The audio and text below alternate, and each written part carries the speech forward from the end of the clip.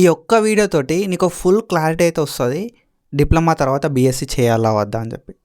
Hey buddies, this side Jatin. Welcome back to Analytic Tutor. మన channel పలు మనం medical education and notifications గురించి videos వేసుకుంటాం.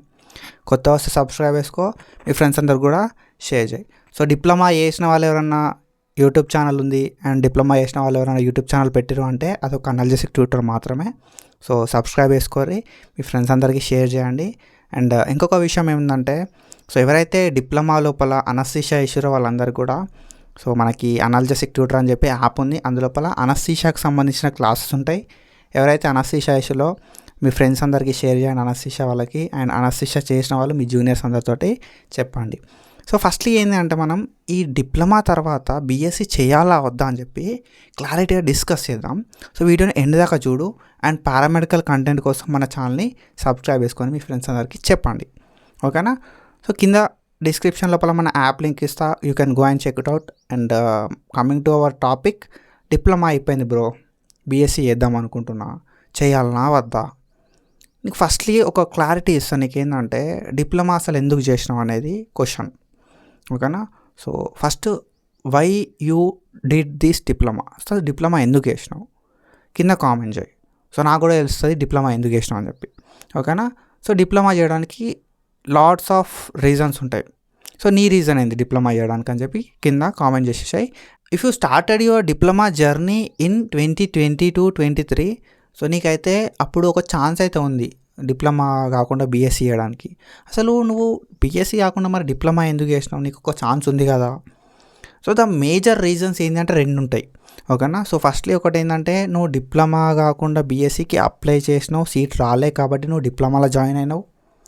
అండ్ దాంతోపాటుగా ఏంటంటే, సో బీఎస్సీ గురించి నీకు తెలియదు, అప్లై చేసినావు రాలే అనేది ఒక కండిషను, ఓకేనా? సో అప్లై చేసినావు రాలేదు అనేది ఒక కండిషను, అండ్ నీకు తెలియదు అనేది రెండో కండిషన్. సో ఈ రెండు కండిషన్స్ అయితే ఉంటాయి, ఈ రెండు సిచ్యువేషన్స్ అయితే ఉంటాయి మేజర్గా.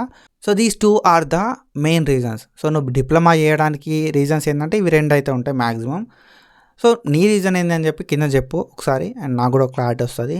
And when it comes to diploma అయిపోయింది కదా, మరే బీఎస్సీ చేయాలా వద్దా?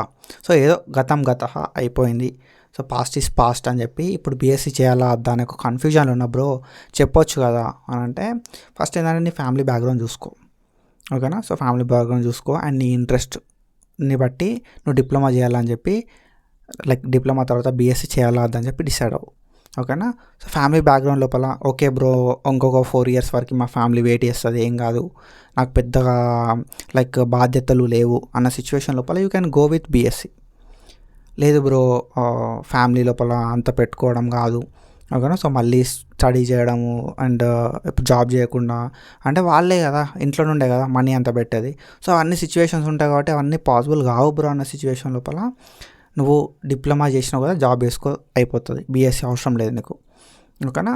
సో నీకు లైక్ ఇంట్లో సిచ్యువేషన్స్ బాగాలేకపోయినా బ్రో నాకు ఇంట్రెస్ట్ ఉంది నేను చేసుకుంటా అన్న సిచ్యువేషన్ లోపల you can go with BSc, ఓకేనా? ఫ్యామిలీ కండిషన్స్ చూసుకో అండ్ ఇంట్రెస్ట్ రెండింటిని బేస్ చేసుకొని డిప్లొమా చేయాలా అని చెప్పి ఫిక్స్గా. ఓకే బ్రో, మరి బీఎస్సీ ఆల్రెడీ డిప్లొమా అయిపోయింది కదా, బీఎస్సీ చేద్దామా వద్దా అనే థాట్ లోపల ఉన్నా, నువ్వు చెప్పినావు ఫ్యామిలీ బ్యాక్గ్రౌండ్ చూసుకోమన్నావు అండ్ నా ఇంట్రెస్ట్ చూసుకోమన్నావు. సో ఓకే, రెండింటిని నేను చెక్ చేసుకుంటా. బట్ ఏంటంటే, సో ఇంతవరకు లైక్ దాని తర్వాత అంటే ఇప్పుడు ఒకవేళ నేను డిప్లొమా చేసిన కదా, తర్వాత బీఎస్సీ చేస్తాను, ఏమైనా అడ్వాంటేజెస్ ఉంటాయి అంటే అంత పెద్దగా చేంజెస్ అయితే ఉంటాయి మనకి. సో చిన్న చిన్న మైనర్ చేంజెస్ అయితే ఉంటాయి అన్నట్టు. సో ఎవరైతే డిప్లొమా చేసి బీఎస్సీ చేస్తారో డిపెండింగ్ అపాన్ ఎక్స్పీరియన్స్ మనకు శాలరీ అయితే ఉంటుంది, ఓకేనా? సో శాలరీ లోపల ఏంటంటే 2-3 వేల డిఫరెన్స్ ఉంటుంది, ఎందుకంటే బీఎస్సీ కాబట్టి. సో వాళ్ళకి బీఎస్సీ వాళ్ళకి డిగ్రీ కూడా ఉంటుంది, డిప్లొమా వాళ్ళకి డిగ్రీ ఉంటుంది, బీఎస్సీ వాళ్ళకి డిగ్రీ ఉంటుంది అన్నట్టు. అండ్ జాబ్ ప్రిఫరెన్సెస్ లోపల కూడా బీఎస్సీ వాళ్ళకి ప్రిఫరెన్స్ ఉండే ఛాన్స్ ఉంటుంది, ఎట్ ఏ టైం డిప్లొమా వాళ్ళకి కూడా ఉంటుంది, ఓకేనా? జాబ్ రోల్ సేమ్ ఉంటుంది, జాబ్ ఆపర్చునిటీస్ సేమ్ ఉంటాయి, ఓకేనా? కొంచెం ప్రిఫరెన్స్ అనేది బీఎస్సీ వాళ్ళకి ఎక్కువ ఇస్తారు, శాలరీ కూడా ఒక 2-3 వేల డిఫరెన్స్ ఉంటుంది, అండ్ కెరియర్ కూడా ఆల్మోస్ట్ సేమ్ ఉంటుంది అన్నట్టు, ఓకేనా? సో ఏది ఉన్నా కూడా మంచి ఎక్స్పీరియన్స్ మంచి స్కిల్ సెట్ ఉంటే నువ్వు బీఎస్సీ చేసిన వాళ్ళని కూడా బీట్ చేయవచ్చు, ఓకేనా? సో ఇవన్నిటిని గుర్తుపెట్టుకొని ఒక మంచి డెసిషన్ తీసుకో. అండ్ నేను చెప్పినట్టుగా ఫ్యామిలీ కండిషన్స్ అండ్ నీ ఇంట్రెస్ట్ని రెండింటిని అనలైజ్ చేసుకొని ఒక మంచి డెసిషన్ తీసుకో, ఓకేనా?